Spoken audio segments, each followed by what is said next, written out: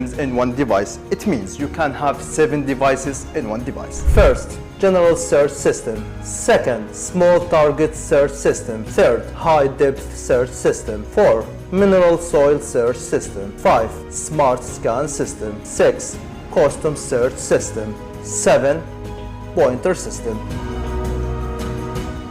Custom search system. This system stands out for its capacity to store frequencies for more than 20 types of metals, allowing the user to choose the specific metal they want to search for or ignore. It can also search for multiple metals or ignore several metals simultaneously.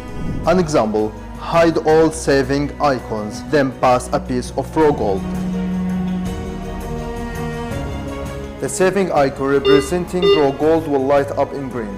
Click on the saving icon to activate the detection of the raw gold piece. Move to the search screen and pass a silver coin and a piece of iron. We note that the device doesn't detect these targets. Then we pass the raw gold piece to promote the device to detect it directly, due to the activation of the raw gold saving icon and hiding the other target types in the custom search mode. If you would like to explore depths of up to 4 meters or more, you can get a waterproof 18-inch double D search coil.